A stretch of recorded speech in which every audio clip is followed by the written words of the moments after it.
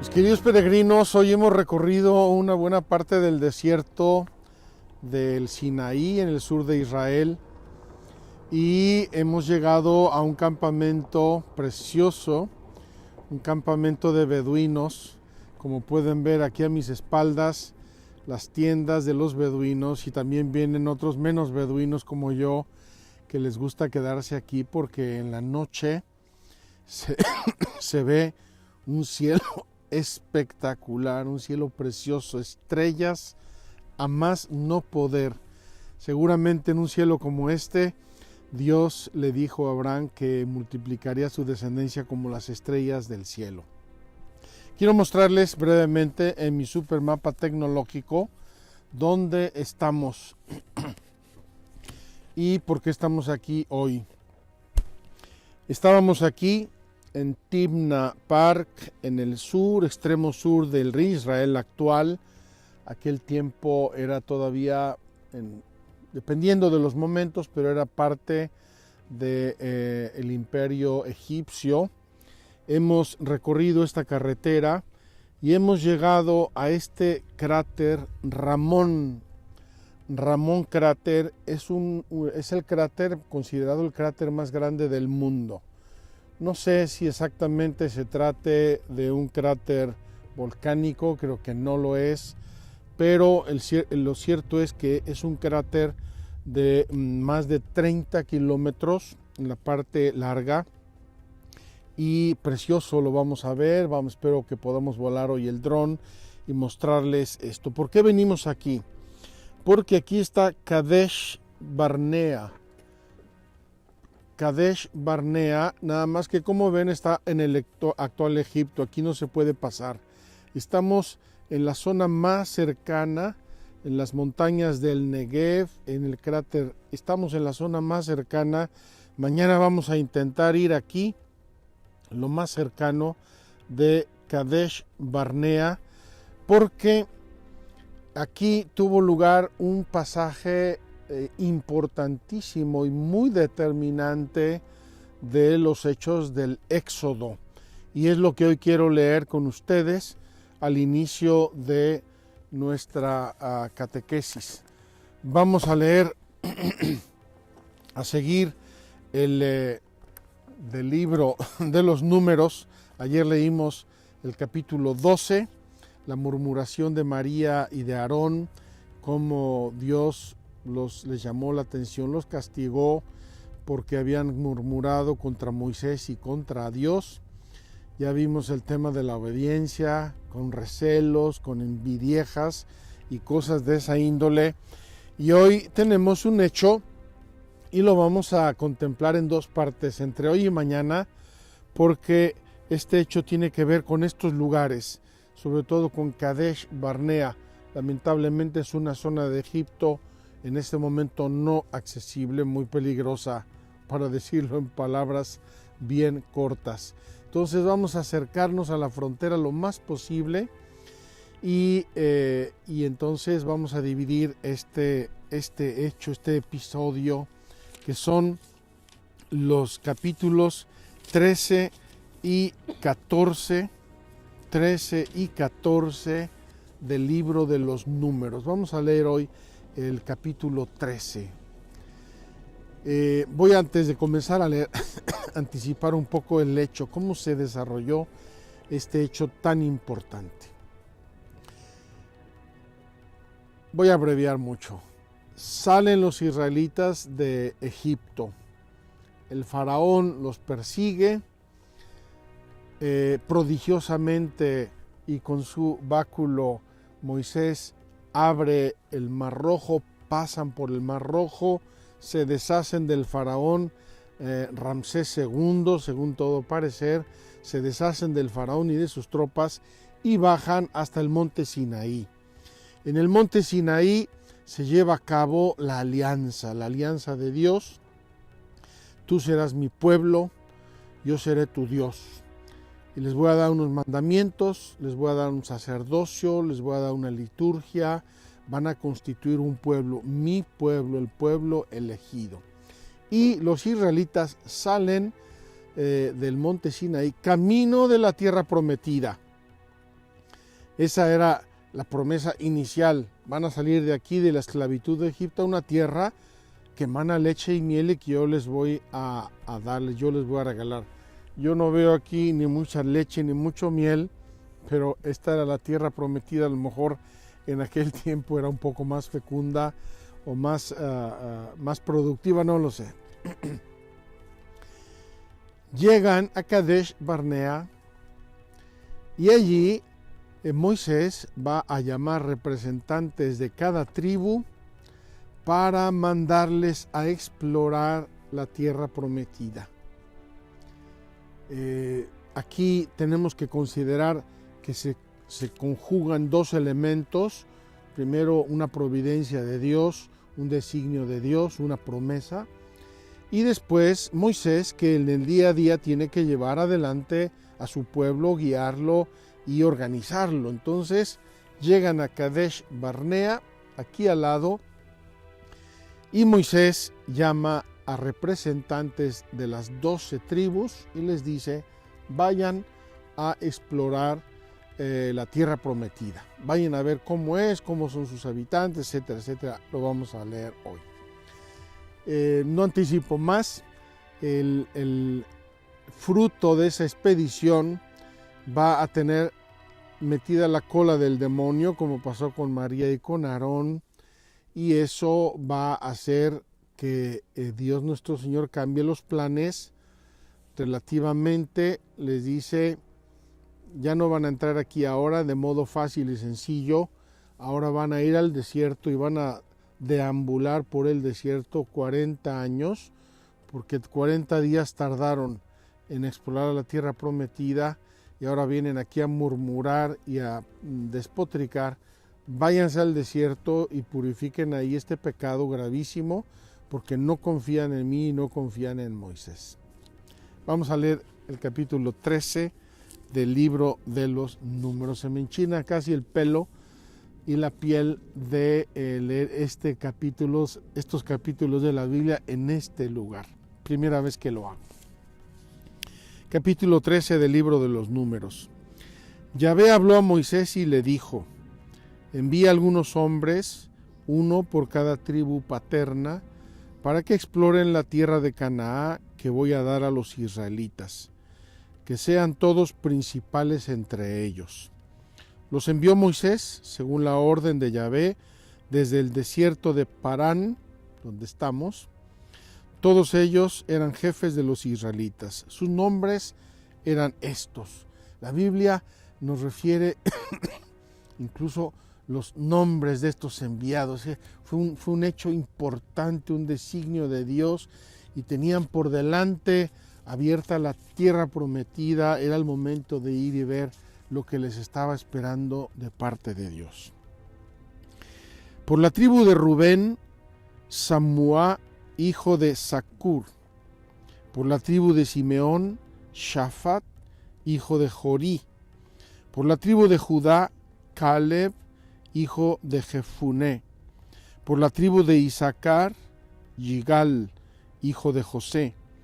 Por la tribu de Efraín, Joshea, hijo de Nun. Por la tribu de Benjamín, Paltí, hijo de Rafú. Por la tribu de Zabulón, Gadiel, hijo de Sodí. Por la tribu de José, por la tribu de Manasés, Gadí, hijo de Susí.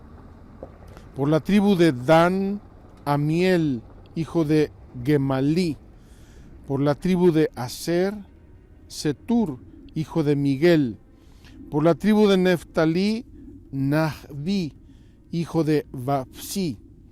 Por la tribu de Gad, Guel, hijo de Maquí. Estos son los nombres de los que envió Moisés a explorar el país. Pero a Joshea, hijo de Nun, Moisés le llamó Josué.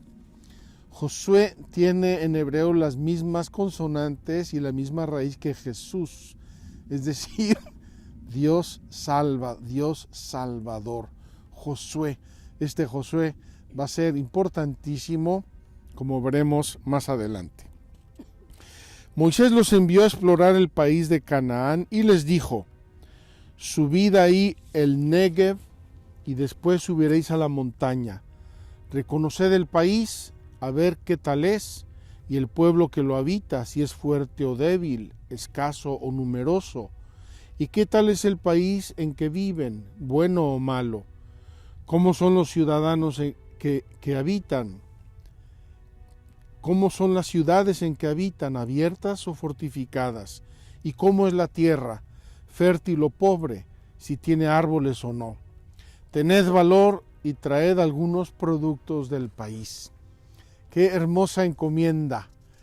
Vayan a explorar la tierra de promisión, la tierra que Yahvé Dios ha prometido darnos en heredad.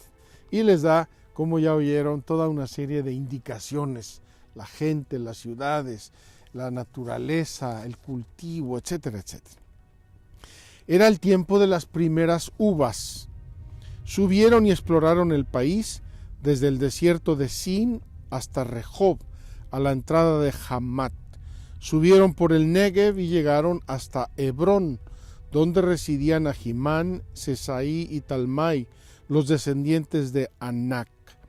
Hebrón había sido fundada 7 años antes que Tanís de Egipto. Llegaron al valle de Eshcol y cortaron allí un sarmiento con un racimo de uvas que transportaron con una pértiga entre 2, y también granadas e higos. Al lugar aquel se le llamó Valle de Eshcol, por el racimo que cortaron allí los israelitas. La tradición y el arte han representado este racimo llevado por una pértiga entre 2, y era un racimo enorme, gigante de uvas, que dejaba ver bien a las claras la fecundidad del terreno y los frutos que esperaban a los israelitas en la tierra prometida. Relato de los enviados. Al cabo de 40 días, ojo a este 40, volvieron de explorar la tierra. Fueron y se presentaron a Moisés, a Aarón, a toda la comunidad de los israelitas en el desierto de Parán, en Cades. Les hicieron una relación a ellos y a toda la comunidad y les mostraron los productos del país. Les contaron lo siguiente: fuimos al país al que nos enviaste, y en verdad que mana leche y miel. Estos son sus productos. Solo que el pueblo que habita en el país es poderoso, las ciudades fortificadas y muy grandes. Hasta hemos visto allí descendientes de Anac. El amalecita ocupa la región del Negev. El hitita, el amorreo y el jebuseo ocupan las montañas. El cananeo la orilla del mar y la ribera del Jordán. Caleb acalló al pueblo delante de Moisés, diciendo: subamos y conquistaremos el país, porque sin duda podremos con él. Pero los hombres que habían ido con él dijeron: no podemos subir contra ese pueblo, porque es más fuerte que nosotros. Y empezaron a hablar mal a los israelitas del país que habían explorado, diciendo: el país que hemos recorrido y explorado es un país que devora a sus propios habitantes. Toda la gente que hemos visto allí es gente alta. Hemos visto también gigantes, hijos de Anac, de la raza de los gigantes. Nosotros nos teníamos ante ellos como saltamontes, y eso mismo les parecíamos a ellos. Queridos hermanos, qué impresionante es el corazón humano. Qué impresionante es el corazón humano. Los manda Moisés, los escoge de todas las tribus, vayan, vean, traigan frutos, y los traen, obedecen perfectamente, pero vuelven con 2 interpretaciones completamente distintas. Una: sí podemos, vamos, lo vamos a conquistar, Dios nos va a ayudar, es un país maravilloso. La otra: está lleno de gigantes, nos van a pisar como chinches en el piso y nos van a hacer trizas. Y comienza entre el pueblo un tremendo zafarrancho. Mañana lo vamos a ver y vamos a ver las consecuencias de eso. Quedémonos aquí por ahora. Estamos en el Éxodo, estamos recorriendo este itinerario geográfico, pero también espiritual, religioso, moral, que Dios nuestro Señor va haciendo con su pueblo a través de su amigo Moisés y a través de los que le ayudan a Moisés. Vamos pues en este contexto y en este lugar, en este valle, en este cráter impresionante, vamos a iniciar nuestra catequesis sobre el quinto mandamiento: no matarás. Vamos a ver qué nos dice hoy el quinto mandamiento. Es precioso, es riquísimo, es muy importante, y mañana continuaremos con el relato de la Biblia y también con la segunda parte del quinto mandamiento. Libérame en mi viaje, en mi camino, abre el mar, que mi pan por el desierto sea el maná, que es tu cuerpo. Y si te tengo, nada más me faltará.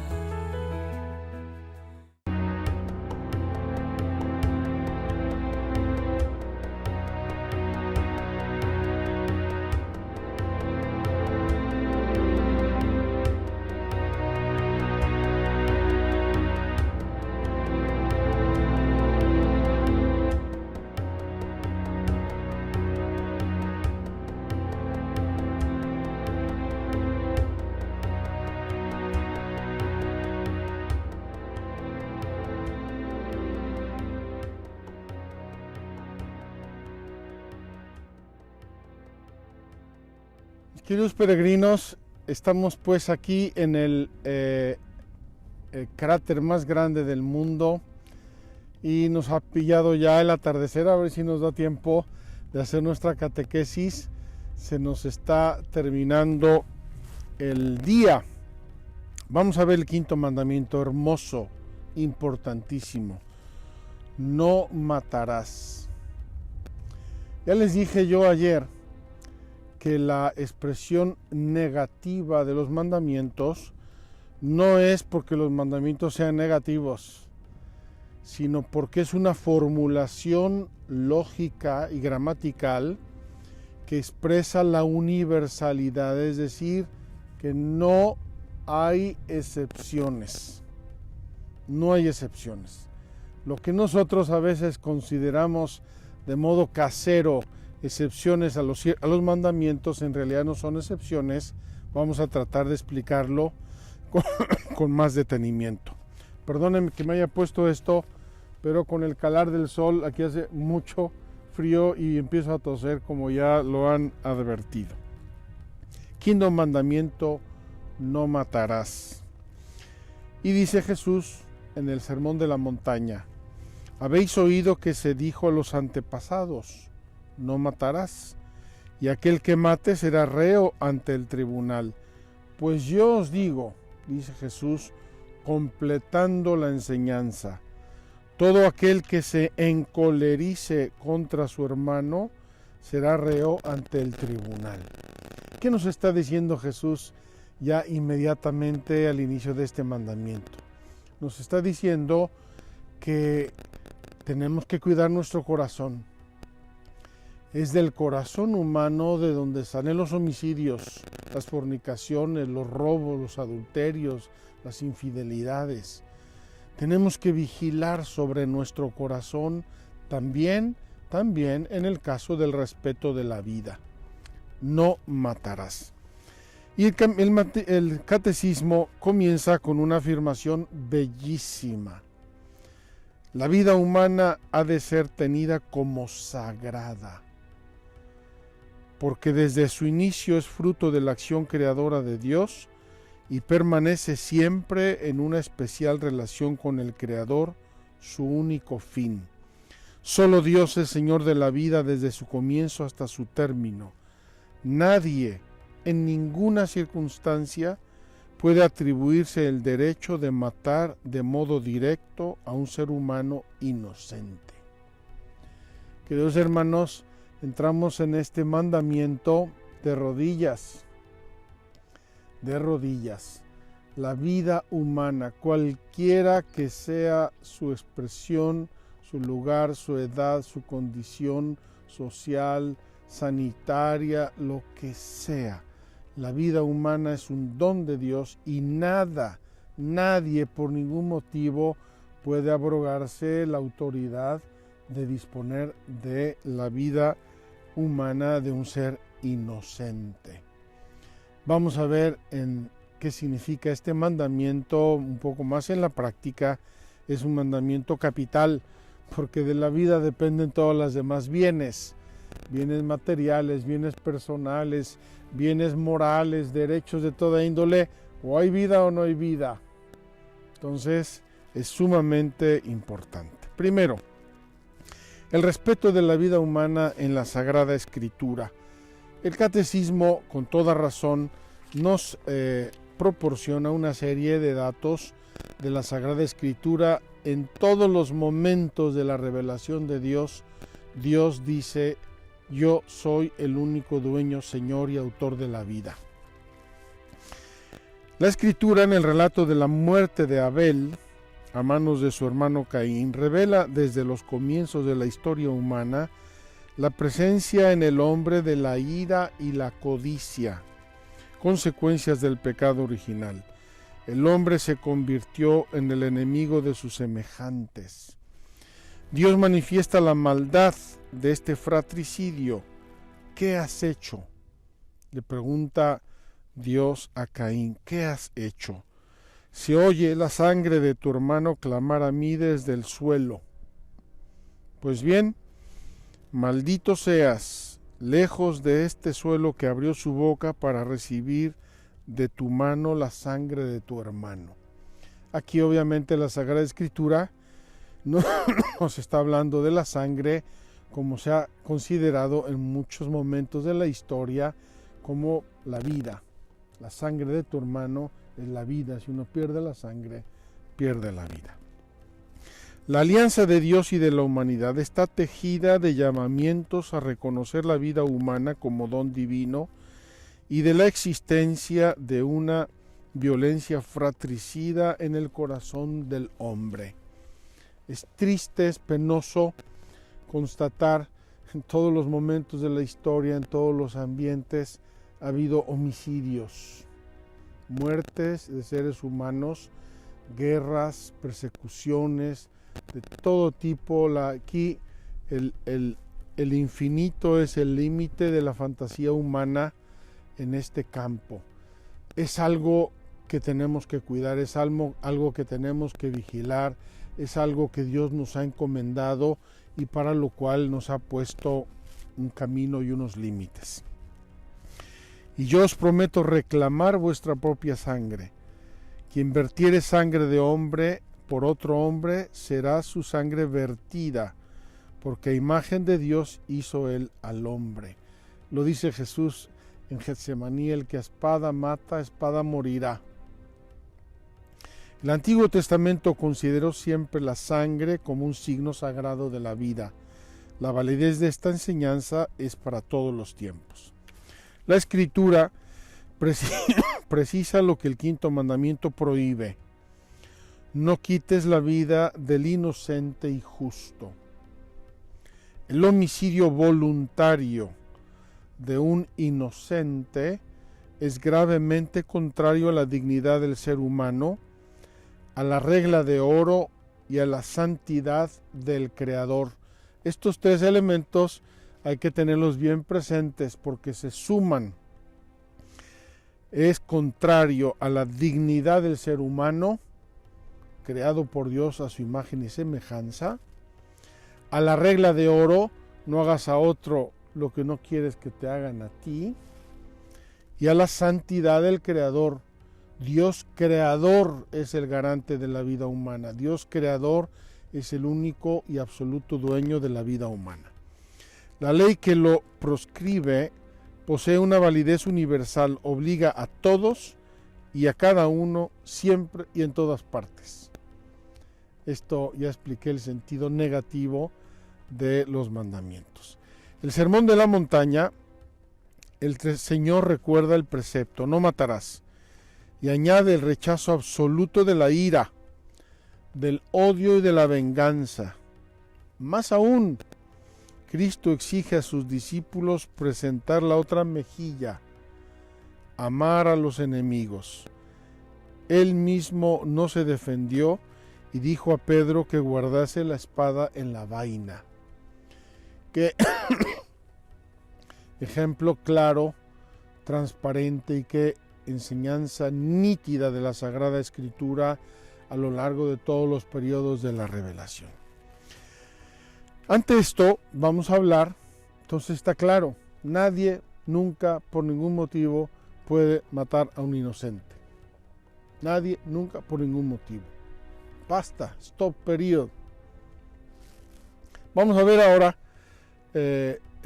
la casuística que se da en el caso de la defensa, del cuidado de la vida humana. El primero es la legítima defensa. La legítima defensa. Ya dijimos, la Sagrada Escritura nos revela que Dios es el Señor absoluto de la vida, pero también nos revela que en la historia de la humanidad ha habido odio fratricida, ha habido rencor, ha habido venganza. Y entonces, obviamente, si a mí alguien me ataca o ataca a mis hijos o ataca a mi familia, no me voy a quedar, no me puedo quedar, ni me debo quedar con los brazos cruzados. La legítima defensa. La legítima defensa de las personas y las sociedades no es una excepción a la prohibición de la muerte del inocente que constituye el homicidio voluntario. No es una excepción. La acción de defenderse puede entrañar un doble efecto. Yo me defiendo, me tengo que defender, me tengo que poner a salvo. Si eso implica un homicidio, la muerte del agresor es un efecto segundo. Pero el efecto primero de mi acción y de mi deliberación es el ponerme a salvo, el defenderme, el defender mi vida o de las vidas de los que tengo yo encomendados. La acción de defenderse puede entrañar un doble efecto. El uno es la conservación de la propia vida. Yo estoy conservando mi propia vida. El otro, la muerte del agresor. Nada impide que un solo acto tenga dos efectos, de los que uno solo es querido. Sin embargo, el otro está más allá de la intención. Yo sinceramente no quiero matar a nadie, pero tengo el deber de defenderme si estoy en peligro de una agresión mortal. El amor a sí mismo constituye un principio fundamental de la moralidad. Si es verdad que la vida humana es sagrada, es intocable, la primera vida que yo debo cuidar es la mía. Es por tanto legítimo hacer respetar el propio derecho a la vida. El que defiende su vida no es culpable de homicidio, incluso cuando se ve obligado a asestar a su agresor un golpe mortal. Una cosa es maté a una persona y otra cosa muy diferente es defendí mi vida.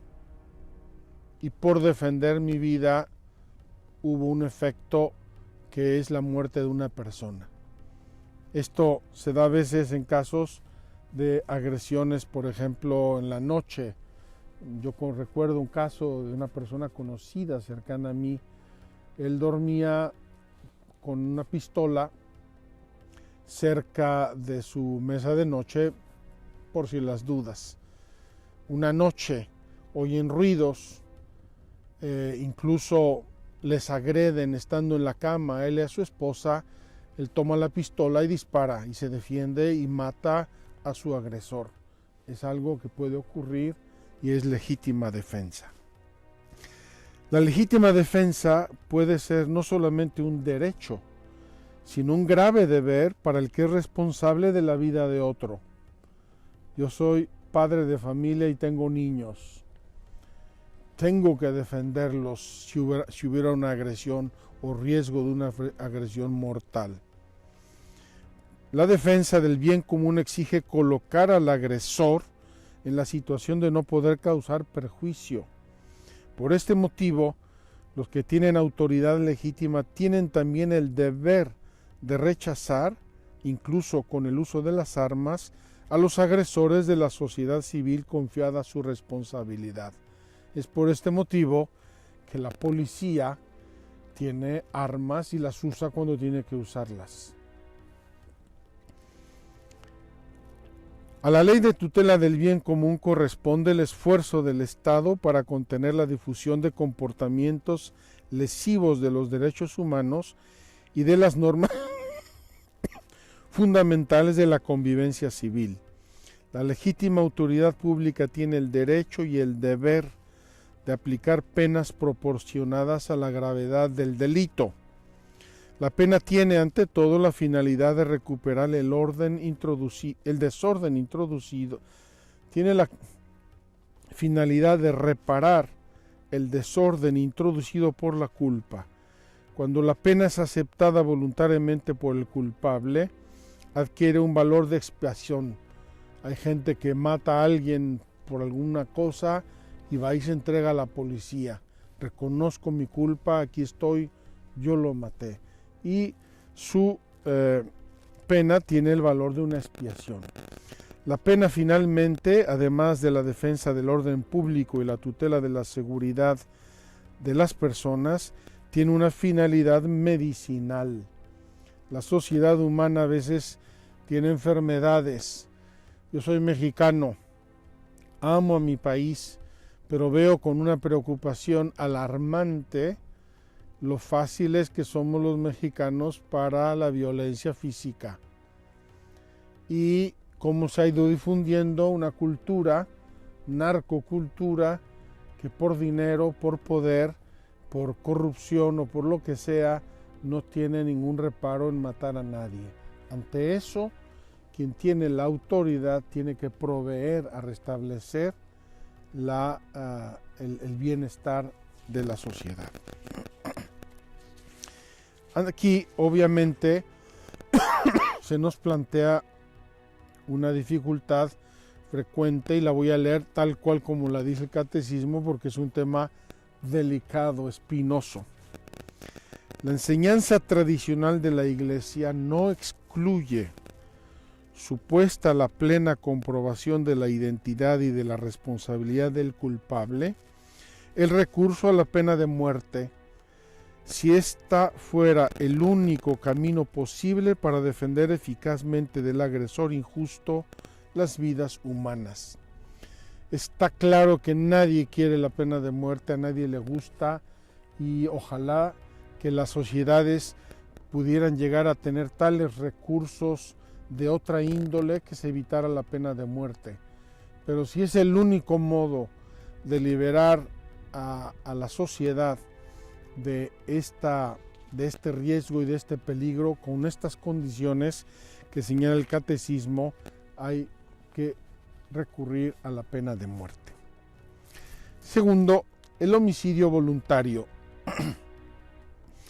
El quinto mandamiento condena como gravemente pecaminoso el homicidio directo y voluntario, es decir, que una persona sin motivo, sin por qué, mate a otra, le quite la vida.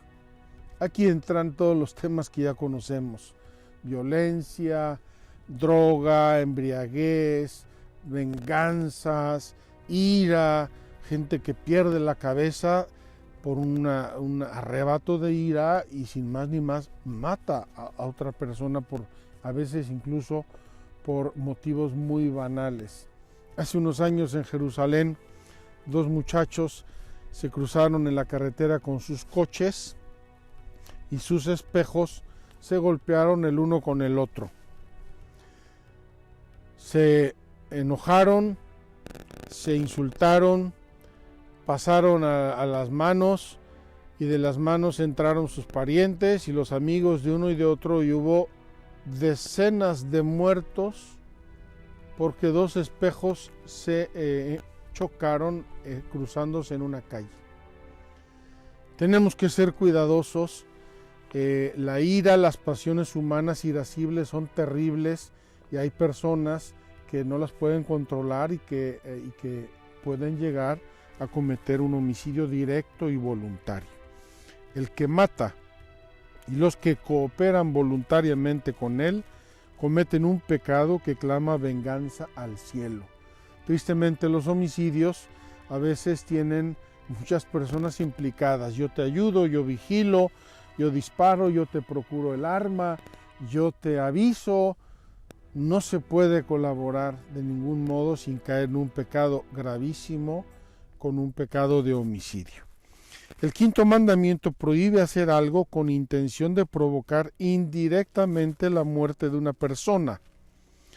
La ley moral prohíbe exponer a alguien sin razón grave a un riesgo mortal, así como negar la asistencia a una persona en peligro. A veces no es un homicidio directo y voluntario, pero sí se sabe de riesgos muy grandes y no se hace nada para evitarlos. Pienso, por ejemplo, en condiciones laborales de altísimo riesgo, donde una empresa, por ahorrar dinero, no provee a sus trabajadores de los medios necesarios para su seguridad. Y muere uno, y muere otro, y muere otro, y sigue muriendo, y como si no pasara nada. Ese es un homicidio indirecto, pero es un homicidio, y cada persona debería analizar sus responsabilidades. El homicidio involuntario no es moralmente imputable. Si una persona mata a otra sin voluntad, involuntariamente, incluso le duele, le molesta, le mortifica, le humilla el haber hecho eso, pues no es imputable, obviamente, no es un pecado grave. Vamos a suponer, uno va en la carretera y se cruza una persona intempestivamente y yo lo atropello sin querer. Obviamente es tristísimo, es penoso, pero no hay una voluntad de ningún modo de matar. Es un homicidio involuntario. Pero no se está libre de falta grave cuando sin razones proporcionadas se ha obrado de manera que se ha seguido la muerte, incluso sin intención de causarla. Vamos a suponer el atropellamiento de una persona cuando yo voy borracho. No es lo mismo, se atravesó una persona, no se dio cuenta y la arrollé sin querer, y otra cosa es voy borracho, manejo malísimo, a lo mejor me paso un semáforo, me salgo de la carretera, me subo a la acera y mato personas. No era voluntario, no era consciente, pero en la causa efectivamente hay una condición que lo hace gravemente culpable. El siguiente punto que nos trata el catecismo es el tema del aborto. Un problema delicadísimo, en primer lugar porque parecería que no pasa nada, todo ocurre en el seno de la madre. Yo escuché hace años un juicio dolorosísimo, humillante, inhumano. El lugar más inseguro que hay en un cierto país súper desarrollado, el lugar más inseguro es el seno materno, es donde más seres humanos mueren en ese país. ¡Qué tragedia! Parece que no pasa nada, tómate una pastillita, tómate no sé qué, no te das cuenta, ni mira para el cielo como si no pasara nada. Este pecado obviamente tiene una raíz. La vida humana debe ser respetada y protegida de manera absoluta desde el momento de la concepción. Desde el momento de la concepción hasta que muere una persona, esas 3 células que se juntan, o poquísimas células que se juntan en la fusión del óvulo y el espermatozoide en el seno materno.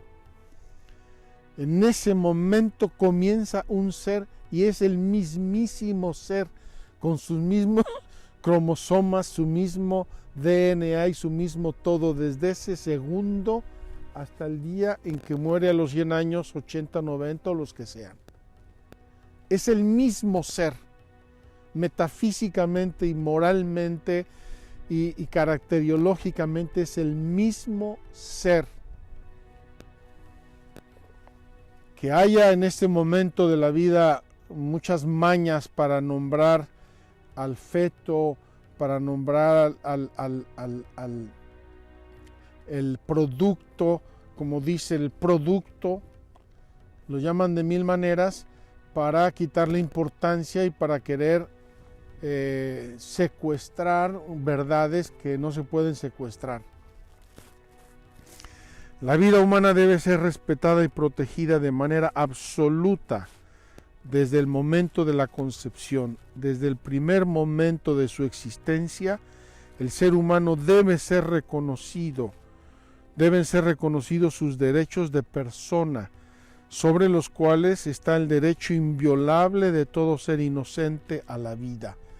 Y en este caso del aborto hay un agravante que es la inocencia, la indefensión de este ser humano en manos de quien debería ser los primeros que lo defienden. Antes de haberte formado yo en el seno materno te conocía, y antes que nacieses te tenía consagrado. Qué hermosas expresiones de la Sagrada Escritura que reflejan cómo Dios piensa, ama y conoce a cada ser humano desde antes que se forme en el seno de su madre. Desde el siglo I tenemos testimonios en el cristianismo, y me refiero a la Didache, una carta, una enseñanza importantísima. Desde el siglo I la Iglesia ha afirmado la malicia moral de todo aborto provocado. El aborto no lo inventamos hace 50 años. El aborto ha existido desde la más remota antigüedad, pero el cristianismo lo ha rechazado desde siempre. Esta enseñanza no ha cambiado, permanece invariable. El aborto directo, es decir, querido como un fin o como un medio, es gravemente contrario a la ley moral. La Iglesia incluso ha castigado en el Código de Derecho Canónico el aborto, lo ha penalizado con una excomunión ipso facto. Y esto no porque la Iglesia quiera ser mala o porque quiera repartir castigos a diestra y siniestra, sino porque quiere subrayar la importancia del hecho contra todas las ideologías que ahora predican, enseñan, difunden esto como si no pasara nada, cuando el daño que se hace es gravísimo. En primer lugar, para la persona abortada, y en segundo lugar, para sus padres, sus familias y para la sociedad. El derecho inalienable de todo individuo humano inocente a la vida constituye un elemento constitutivo de la sociedad civil y de su legislación. El derecho a la vida del hijo no nacido es un dato de hecho. La sociedad no debería poder legislar, y me parece que las leyes sobre este punto frecuentemente son injustas. Los derechos inalienables de la persona deben ser reconocidos y respetados por parte de la sociedad civil y de la autoridad política. Son derechos inalienables, Nadie, nada por ningún motivo los puede tocar. Cuando una ley positiva priva a una categoría de seres humanos de la protección que el ordenamiento civil les debe, el Estado niega la igualdad de todos ante la ley. Cuando el Estado no pone su poder al servicio de los derechos de todo ciudadano, y particularmente de quien es más débil, se quebrantan los fundamentos mismos del Estado de Derecho. Pobre Estado, el que hace grupos de personas y concede derechos de modo diverso, sobre todo cuando se trata de derechos inalienables. Puesto que debe ser tratado como una persona desde la concepción, el embrión deberá ser defendido en su integridad, cuidado y tenido médicamente en la medida de lo posible como todo otro ser humano. El embrión es una persona humana en términos absolutos y debe ser tratado como tal. El catecismo nos habla aquí del diagnóstico prenatal, que se hace prácticamente ya en todo el mundo y a todas las mujeres, y dice que es muy bueno y es muy útil a condición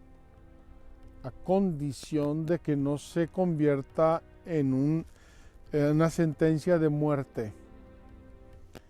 A mí me consta y conozco muchos casos de mujeres a las que les han dado un diagnóstico nefasto y las han invitado a abortar. Tu hijo va a nacer mal, va a estar horrible, le van a pasar no sé cuántas cosas, no sé qué, abórtalo. Y luego resulta que nace perfectamente bien. Y yo les he dicho a esas personas, ahora ve con esos médicos, enséñales a tu hijo y dile, este es el hijo que usted quería que yo abortara. Y otros casos donde el diagnóstico efectivamente ha sido muy feo, pero dicen los padres, prefiero que nazca y que muera si es la providencia de Dios, y no, porque una cosa es se murió y otra cosa es lo maté. Hay un abismo de diferencia. Se murió cuando Dios quiso y como Dios quiso, nació esta criatura enferma, vivió 4 días y murió. Ni modo, es un don de Dios, nació, probablemente lo pudimos bautizar, le pudimos poner un nombre, se murió, ni modo, así lo quiso Dios. Eso es una cosa que está en las manos de Dios. Otra muy diferente es lo maté. Por un supuesto diagnóstico prenatal que, repito, en muchas ocasiones me consta personalmente, en muchas ocasiones han tenido errores garrafales. Entonces, si es una ayuda, si es un beneficio, si apoya a los padres, si apoya a las mujeres, bienvenido. El diagnóstico prenatal puede ser muy valioso. A veces he sabido de niños que han sido operados en el seno de su madre de cuestiones médicas exitosísimamente. Bendito sea Dios. Pero lo que no puede ser es que ese diagnóstico prenatal para muchos seres humanos se convierta automáticamente en una sentencia de muerte. Algunos intentos de intervenir en el patrimonio cromosómico y genético no son terapéuticos, sino que miran a la producción de seres humanos seleccionados en cuanto al sexo u otras cualidades prefijadas. Estas manipulaciones son contrarias a la dignidad de la persona, del ser humano, a su integridad y a su identidad única e irrepetible. Aquí, queridos hermanos, la ciencia ha avanzado mucho en muchos campos. No siempre y no todos han sido para bien, porque si nosotros queremos asumir el papel de Dios en el campo de la vida humana, estamos haciendo un gravísimo error y estamos manipulando a la humanidad en nombre de Dios. Nos sentimos y nos profesamos como dioses y eso no debe ser. Quedan 2 párrafos de los que quisiera hablar al menos una palabra. Una es la eutanasia. Eutanasia, el bien morir, es literalmente la palabra euthanatos, la buena muerte, que en una batalla ideológica se ha convertido en un suicidio asistido o incluso en un homicidio directo. Es verdad que hay que ayudar a los seres humanos que sufren. Es verdad que en muchas ocasiones la vida de algunas personas parece ya no tener sentido, pero al fin y al cabo es la vida y está en las manos de Dios. No podemos nosotros anticiparla, acelerarla, etcétera. Hay que acompañarla y ayudar con curas paliativas a los enfermos graves y a los moribundos. Eso es verdad. Hay que ayudar a los pacientes y para eso la ciencia tiene muchísimos recursos. No podemos nosotros decidir cuándo y cómo terminar la vida humana de una persona. La eutanasia. Y el suicidio, cada cual es responsable de su vida delante de Dios que se la ha dado. Sigue siendo Dios el único dueño soberano de la vida. No somos nosotros. La vida es un don de Dios. Yo soy un don de Dios. Con mi persona, con mi historia, con mi vida, soy un don de Dios. La pérdida del sentido religioso y cristiano de la vida, por muchas manipulaciones contra la moral y contra la genética y contra todo en el campo de la vida, de la sexualidad, etcétera, ha dado por resultado que se nos olvide que la vida es un don de Dios. Nuestro Padre Dios nos regala, nos presta el don de la vida y a nosotros Él cuidarla. Nosotros estamos obligados a recibirla con gratitud y a conservarla para su honor y para la salvación de nuestras almas. Somos administradores y no propietarios de la vida que Dios nos ha confiado. No podemos disponer de ella a nuestro libre albedrío. Esto debe quedar muy claro. El suicidio, por lo tanto, contradice la inclinación natural del ser humano a conservar y perpetuar su vida. Esto es tan claro que todos defendemos nuestra vida y todos queremos salvar el pellejo cuando está en riesgo y en peligro. Pero la excepción confirma la regla. Hay personas que se quitan la vida por diversos motivos. Es gravemente contrario al justo amor de sí mismo. Ofende también al amor del prójimo porque rompe injustamente los lazos de solidaridad con las sociedades familiar, nacional y humana con las cuales estamos obligados. El suicidio es contrario al amor del Dios vivo. Y a veces es contrario también y es grave porque se hace con escándalo. Hay gentes que se suicidan queriendo enseñar a otros a hacerlo o cómo hacerlo, etcétera, y eso además tiene la gravedad del escándalo. Ahora, hay una realidad y tenemos también que considerarla. Hay personas que tristemente se quitan la vida y obviamente eso no tiene retorno, pero puede haber elementos que disminuyan profundamente la responsabilidad del suicida. El catecismo nos menciona trastornos psíquicos graves, angustias o el temor grave de la prueba, del sufrimiento o de la tortura. Hay motivos que indudablemente afectan a la persona humana a nivel psicológico, moral, y eso disminuye su responsabilidad. En todo caso, debemos tener siempre mucha confianza en Dios, de que incluso las personas que se quitan la vida probablemente tengan un momento en la misericordia de Dios que les ayude, que les haga recapacitar, que les haga pedir en el último segundo, en el último instante de su vida, la misericordia y el amor de Dios y les perdone una ofensa tan grave como es la de disponer contra los designios de Dios de su propia vida. Vamos a interrumpir aquí hoy nuestra catequesis para seguirla mañana.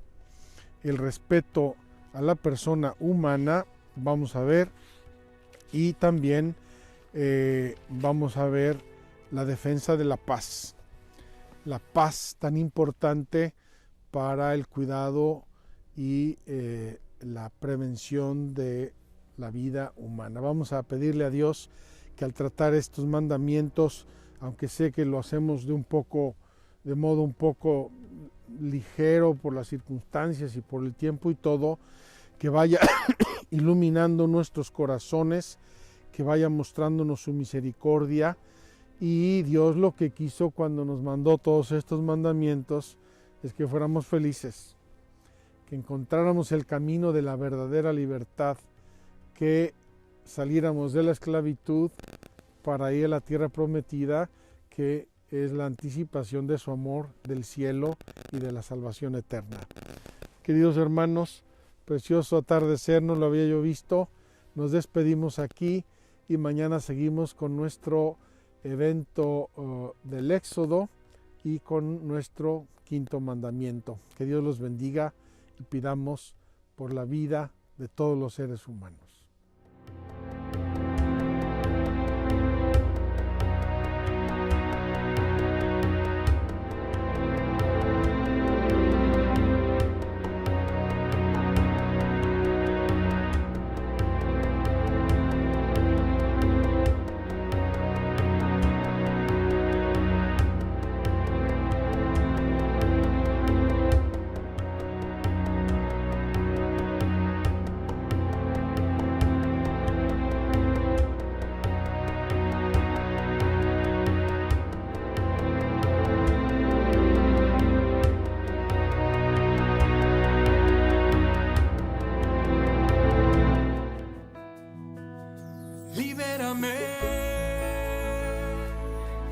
En mi viaje, en mi camino, abre el mar.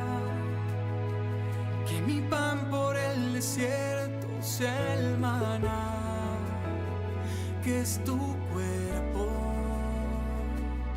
Y si te tengo, nada más me faltará. Libérame.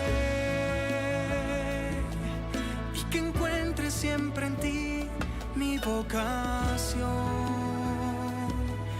mandamientos que nos dan la salvación, que rompen cadenas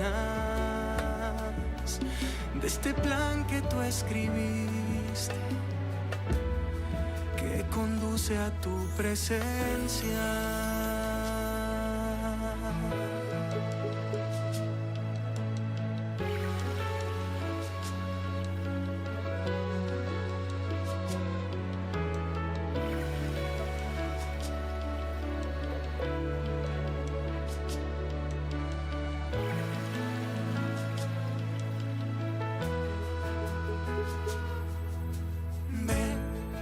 Seamos parte de esta alianza, dejar en Él nuestra confianza y que la fe pueda cambiar tu realidad.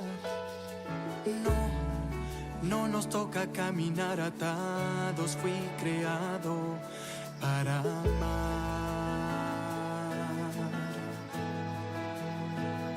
Libérame. En mi viaje, en mi camino, abre el mar. Que mi pan por el desierto sea el maná, que es tu cuerpo. Y si te tengo, nada más me faltará. Libérame. Y que encuentre siempre en ti mi vocación, mandamientos que nos dan la salvación, que rompen cadenas de ese plan que tú escribiste, que conduce a tu presencia.